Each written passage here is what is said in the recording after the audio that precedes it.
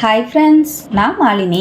Welcome to cook with Malini. இன்னைக்கு ரொம்பவே tasty and சாஃப்டான ஒப்பட்டு ரெசிபி தான் பார்க்க போறேங்க. ரொம்பவே சூப்பரா இருக்கும். ஒப்பட்டுன்னு சொல்லுவாங்க, போலின்னு சொல்லுவாங்க. பருப்பு போலி ரொம்ப டேஸ்டா, நல்ல சாஃப்டா, எவ்வளவு நேரம் ஆனாலும் நல்ல மெத்து மெத்துன்னு சாஃப்டா இருக்கும். ரொம்பவே டேஸ்டி அண்ட் சாஃப்டான இந்த ஒப்பட்டை எப்படி செய்யறதுன்னு இப்ப பாக்கலாங்க. ஒப்பட்டு செய்யறதுக்காக உள்ள வைக்கிற ஸ்டஃபிங்காக பருப்பை வேக வச்சுக்கலாம். நான் இந்த கப்ல 1 கப் அளவு கடலை பருப்பை குக்கர்ல ஆட் பண்ணிக்கிறேன். ஒரு 2 வாட்டி நல்லா வாஷ் பண்ணி எடுத்துட்டு வந்துடலாம். பருப்பை நல்லா வாஷ் பண்ணி எடுத்துட்டேன். இப்ப அதே கப்ல 3 கப் அளவுக்கு தண்ணி சேர்த்துக்கலாங்க. ஒரு 1/4 டீஸ்பூன் அளவுக்கு மட்டும் உப்பு சேர்த்துக்கலாம். 1/2 டீஸ்பூன் நெய் சேர்த்துக்கலாங்க. குக்கர் மூடி போட்டு மீடியம் ஃபிளேம்ல 4 விசில் விட்டு இறக்கிக்கலாம். பருப்பு நல்லா சாஃப்டா வெந்துரும். விசில் வர்றதுக்குள்ள ஒப்பட்டுக்கு மாவு பிசைஞ்சு வச்சிடலாம். பாத்திரத்துல ஜல்லடை வச்சிருக்கேன். ஜல்லடையில 1 கப் அளவு மைதா மாவு சேர்த்துக்கலாம். 1 கப் அளவு கோதுமை மாவு சேர்த்துக்கலாம். நல்லா சலிச்சு எடுத்துக்கலாம். நான் இந்த கப்லயே தான் கடலைப்பருப்பையும் அளந்து எடுத்தேன். நமக்கு உள்ள வைக்கிற பூர்ணமும் மாவும் சரியா இருக்கும். இதோடவே 1/2 டீஸ்பூன் உப்பு சேர்த்துக்கலாம். 1/2 டீஸ்பூன் மஞ்சள் பொடி சேர்த்துக்கலாம். 1 டீஸ்பூன் நெய் சேர்த்துக்கலாம். ஃபர்ஸ்ட் நல்லா கலந்து விட்டுறலாம். இப்ப மாவை நல்லா கலந்துட்டேன். நம்ம இதுல மைதா மாவும் கோதுமை மாவும் ஈக்குவலா சேர்த்திருக்கோம். உங்களுக்கு வேணும்னா கோதுமை மாவுல மட்டும் கூட செய்யலாம். இந்த மாதிரி நம்ம மைதா மாவு பாதி கோதுமை மாவு பாதின்னு சேர்த்து செய்யும் போது எவ்வளவு நேரம் ஆனாலும் ஒப்பட்டு ரொம்ப சாஃப்டா இருக்குங்க. இப்ப பாருங்க, நல்லா இந்த மாதிரி மாவை கலந்துட்டேன். இப்ப இதோடவே 1 கப் அளவு தண்ணிய கொஞ்சம் கொஞ்சமா சேர்த்து நல்லா மாவை பிசைஞ்சுக்கலாம். சப்பாத்தி மாவு மாதிரி இல்லாம கொஞ்சம் ஸ்டிக்கியா இருக்கிற மாதிரி மாவை வந்து பிசைஞ்சுக்கோங்க. ரொம்பவும் கெட்டியா பிசையக்கூடாது. பாருங்க, கொஞ்சம் கொஞ்சமா தண்ணி சேர்த்து நல்லா பிசைஞ்சிட்டேன்.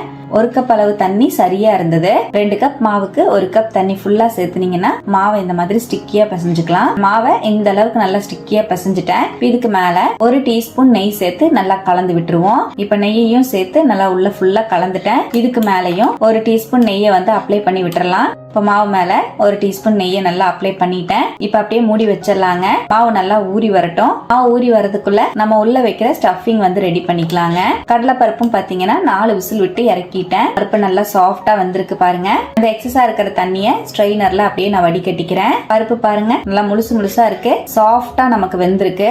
இந்த அளவுக்கு சாஃப்டா வெந்திருக்கணும். இப்ப எக்ஸஸா இருந்த தண்ணி எல்லாத்தையும் நான் வடிச்சிட்டேன். கடலை பருப்பை நம்ம மிக்ஸி ஜாருக்கு மாத்திக்கலாம். அந்த எக்ஸ்ட்ரா இருக்கிற தண்ணிய குழம்பு ரசம் எல்லாம் வைக்கும் போது யூஸ் பண்ணிக்கலாம். பருப்போடவே 2 ஏலக்காய் ஆட் பண்ணிக்கலாங்க. நல்லா நைஸா அரைச்சு எடுத்துட்டு வந்துடலாம். பருப்பா இல்லாம நல்லா நைஸா அரைச்சுக்கோங்க. பாருங்க, இப்ப கடலை பருப்பை இந்த மாதிரி நைஸா அரைச்சிட்டேன். இப்ப நம்ம அரைச்ச பருப்பை நான் பேனுக்கு மாத்திக்கிறேன். இப்ப இதோடவே 1/2 கப் அளவு வெல்லம் சேர்த்துக்கலாங்க. 1 கப் கடலை பருப்புக்கு 1/2 கப் அளவு வெல்லம் சரியான இனிப்பா இருக்கும். நீங்க இனிப்பு கம்மியா சாப்பிட்றவங்களா இருந்ததுன்னா 1 கப் வெல்லம் வந்து சேர்த்துக்கோங்க. ஸ்வீட் ஷாப்ல எல்லாம் நம்ம வாங்கி சாப்பிட்ற மாதிரி கரெக்டான இனிப்புல வந்து செஞ்சிருக்கேன். இப்ப 1/2 கப் அளவு வெல்லத்தை சேர்த்துட்டேன். சுத்தமான வெல்லம் வந்து நான் ஆட் பண்ணிருக்கேங்க. நல்லா மிக்ஸ் பண்ணிக்கலாம். வெல்லத்தையும் சேர்த்து பருப்போடவே நல்லா மிக்ஸ் பண்ணிக்கலாங்க. மீடியம் ஃபிளேம்ல வச்சு நல்லா கலந்து விட்டுக்கலாம். அந்த சூட்டுக்கே வெல்லம் எல்லாம் கரைஞ்சு பருப்போட ஒன்னா மிக்ஸ் ஆயிரும். பாருங்க, நல்லா கலந்து விட்டுட்டே இருக்கேன். கொஞ்ச நேரத்திலேயே வெல்லம் எல்லாமே கரைஞ்சு பருப்போட ஒன்னா மிக்ஸ் ஆயிடுச்சு பாருங்க. நல்லா கலந்து விட்டுக்கலாம். இப்ப இந்த மாதிரி நல்லா கலந்துட்டு இதோடவே 1 டீஸ்பூன் நெய் சேர்த்துக்கலாம். நல்லா மிக்ஸ் பண்ணிக்கலாம். இப்ப நல்லா கலந்துட்டேன். இந்த மாதிரி பேன்ல ஒட்டாம நம்ம பூர்ணம் வந்து ரெடி ஆயிடுச்சு. இந்த மாதிரி கன்சிஸ்டன்சில எடுத்தீங்கன்னா தான் பூர்ணம் வந்து சாஃப்டாவும் இருக்கும். நமக்கு உருண்டை பிடிச்சு உள்ள வைக்கிறதுக்கு சரியா இருக்கும். இப்ப கரெக்டான கன்சிஸ்டன்சில இருக்கு. இப்ப அப்படியே ஸ்டவ் அணைச்சிருவோம். பூர்ணம் நல்லா ரூம் டெம்பரேச்சர் வந்ததுக்கு அப்புறமா நம்ம தேவையான சைஸ்க்கு உருண்டைகள் பிடிச்சுக்கலாம். இப்ப பாருங்க, பூர்ணம் நல்லா ரூம் டெம்பரேச்சர் வந்துருச்சு.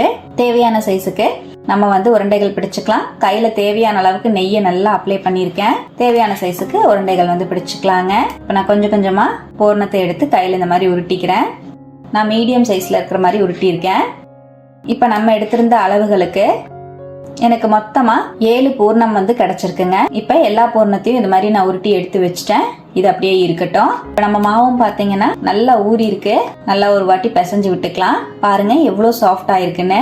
இப்ப கையில ஒட்டாம நமக்கு ஈஸியா வருது. இப்ப மாவு நல்லா சாஃப்டா இருக்கு. நம்ம பூர்ணம் எந்த அளவு எடுத்தோமோ அதே அளவுக்கு மாவையும் பிரிச்சுக்கலாம். இப்ப மாவை இந்த மாதிரி நான் பிரிச்சுட்டேன் பாருங்க. பூர்ணம் எந்த சைஸ்ல நம்ம எடுத்தோமோ அதே சைஸ்ல மாவையும் நம்ம பிரிச்சு எடுத்தோம்னா கரெக்டா இருக்கும். இப்ப பிரிச்ச மாவை நல்லா உருட்டிட்டேன். மீதி மாவு காயாம இருக்கிறதுக்காக அப்படியே மூடி வச்சிடலாம். இப்ப நான் வந்து ஒரு பட்டர் ஷீட் எடுத்திருக்கேங்க. அதுல நல்லா நெய் ஃபுல்லா தடவி விட்டுட்டேன். இதுக்கு மேல நம்ம எடுத்த மாவை வந்து தட்டிக்கலாம். இந்த மாதிரி தட்டிட்டு பூர்ணத்தை நடுவுல வச்சுக்கலாங்க. வச்சுட்டு ஃபுல்லா க்ளோஸ் பண்ணி விட்டுக்கலாம். பண்ற மாதிரியே பண்ணீங்கன்னா உங்களுக்கு ஈஸியா இருக்கும். இப்போ ஃபுல்லா இந்த மாதிரி நான் க்ளோஸ் பண்ணிட்டு அப்படியே திருப்பி கையிலேயே இந்த மாதிரி தட்டிக்கலாம். ரவுண்ட் ஷேப் வர அளவுக்கு தட்டி எடுத்துக்கலாங்க.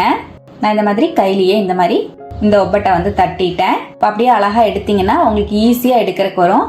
பட்டர் ஷீட்டோ இல்ல பிளாஸ்டிக் கவரோ இல்ல வாழை இலை எது வேணாலும் நீங்க யூஸ் பண்ணிக்கலாம் தட்டுறதுக்கு. இப்ப அப்படியே வெளியே எடுத்துறேன். பாருங்க எவ்வளவு அழகா சூப்பரா வந்திருக்குன்னு. இதை அப்படியே நம்ம தோசைக்கல்ல போட்டு சுட்டு எடுத்துக்க வேண்டியதுதான். இன்னொரு மெத்தட்லயும் நான் வந்து உங்களுக்கு காமிக்கிறேன் ஒப்பட்டு தட்டுறத. இப்ப நான் ஒரு கை மாவு எடுத்திருக்கேன். மாவு நல்லா இந்த மாதிரி தட்டிட்டு நம்ம உள்ள வந்து பூரணத்தை வச்சுக்கலாம். நல்லா க்ளோஸ் பண்ணிட்டு மெதுவா இந்த மாதிரி தட்டிக்கலாங்க. லைட்டா இந்த மாதிரி ரவுண்ட் ஷேப்க்கு தட்டிட்டு இதுக்கு மேல ஒரு பட்டர் ஷீட் வந்து வச்சுக்கலாங்க. நீங்க வேணும்னா கையிலேயே தட்டுறது ஈஸியா இருந்தா கையில தட்டிக்கலாம். இல்ல உங்களுக்கு சப்பாத்தி கட்டையை வச்சு தேய்ச்சி எடுக்கிறது ஈஸியா இருந்தா இந்த மெத்தட் நீங்க வந்து ரெடி பண்ணி செஞ்சுக்கலாம். இப்ப நான் மேல வந்து இன்னொரு பட்டர் ஷீட் வச்சுட்டேன். நம்ம சப்பாத்தி கட்டையை வச்சு நார்மலா சப்பாத்திக்கு தேய்க்கிற மாதிரி தேய்ச்சிக்கலாம். ரொம்ப அழுத்தி தேய்க்க வேண்டாம். பூர்ணம் எல்லாம் வெளியே வந்துரும். அப்படியே மேலால தேய்ச்சிக்கலாங்க. பாருங்க தேய்ச்சிட்டேன். மெதுவா அந்த பட்டர் ஷீட்டை ரிமூவ் பண்ணீங்கன்னா அழகா உங்களுக்கு பட்டர் ஷீட் ரிமூவ் ஆகி வரும். அவ்வளவுதான். உங்களுக்கு பார்த்தாலே தெரியும் சூப்பரா நம்மளோட ஒப்பட் ரெடி ஆயிடுச்சு. இதை வந்து நம்ம தோசைக்கல்ல போட்டு எடுத்துக்கலாம். தோசைக்கல் நல்லா ஹை ஃபிளேம்ல வச்சு சூடுபடுத்தி இருக்கேன். ஒப்பட்டை வந்து சேர்த்ததுக்கு அப்புறமா மீடியம் ஃபிளேம்க்கு கொண்டு போயிருங்க. நான் இந்த மாதிரி அப்படியே வந்து பட்டர் ஷீட்டோடவே ஒப்பட்டை வந்து மேல வச்சுட்டேன். ஒரு செகண்ட் கழிச்சு மெதுவா பட்டர் ஷீட்டை ரிமூவ் பண்ணிடலாம். அவ்வளவுதான். அப்புறம் வெளியே வந்துச்சு பாருங்க. தேவையான அளவுக்கு நெய்யோ ஆயிலோ சேர்த்துக்கலாம். நெய் வந்து நான் கொஞ்சமா சேர்த்துக்கிறேன். திருப்பி போட்டு நல்லா ஒப்பட்டை வேக வச்சுக்கலாங்க. மேல் மாவு வந்து நமக்கு லேசா தான் இருக்கும். அதனால சீக்கிரமாவே வெந்துரும். மீடியம் டு ஹை ஃபிளேம்ல மாத்தி வச்சு ஒப்பட்டை சுட்டு எடுத்துக்கலாம். பாருங்க திருப்பி போட்டு ஒப்பட்டை நல்லா சுட்டு எடுத்துட்டேன். வெளியே எடுத்துடலாம். நம்ம ஒப்பட்டு சூப்பரா ரெடி ஆயிடுச்சு பாருங்க. பார்க்கவே எம்மியா இருக்கு. செம்ம சாஃப்டா இருக்குங்க. இதே போல மீதி இருந்த மாவுலயும் நான் ஒப்பட்டை வந்து சுட்டு எடுத்துட்டேங்க. நான் நல்ல பெரிய சைஸ்க்கு செஞ்சிருக்கேன். நீங்க வேணும்னா இன்னும் கூட சின்ன சைஸ்க்கு வந்து நீங்க செய்யலாம். நம்ம செஞ்ச அளவுகளுக்கு 6ல இருந்து 7 ஒப்பட்டு பக்கமா கிடைக்கும். நீங்க இதை விட சின்ன சைஸா செஞ்சீங்கன்னா உங்களுக்கு 10ல இருந்து 11 ஒப்பட்டு பக்கமா கிடைக்குங்க. அவ்வளவுதான். எவ்வளவு நேரம் ஆனாலும் ஒப்பட்டு சாஃப்டாவே இருக்குங்க. நான் உங்களுக்கு ஒப்பட்டை பிச்சு காமிக்கிறேன் பாருங்க. எவ்வளவு சூப்பரா சாஃப்டா உள்ள எவ்வளவு சாஃப்டா இருக்குன்னு. நம்ம சேர்த்திருந்த பூரணம் பாருங்க நல்லா ஈவனா ஸ்ப்ரெட் ஆகி பார்க்கவே எம்மியா இருக்கு. சாப்பிட அவ்வளவு சூப்பரா இருக்குங்க. இது போலவே நீங்களும் இந்த ஈஸியான மெத்தட்ல ஒப்பட்டை ட்ரை பண்ணி பாருங்க. ரொம்பவே டேஸ்டாவும் சாஃப்டாவும் இருக்குங்க. ட்ரை பண்ணிட்டு எப்படி வந்து கமெண்ட்லயும் என் கூட மறக்காம ஷேர் பண்ணுங்க. நம்ம சேனலுக்கு இப்பதான் ஃபர்ஸ்ட் டைமா வந்திருக்கீங்கன்னா சப்ஸ்கிரைப் பண்ணிக்கோங்க. பக்கத்துல இருக்கிற பெல் ஐக்கானையும் பிரஸ் பண்ணுங்க. லைக் பண்ணுங்க. ஃப்ரெண்ட்ஸ் அண்ட் ஃபேமிலியோட ஷேர் பண்ண மறக்காதீங்க ஃப்ரெண்ட்ஸ். தேங்க்யூ.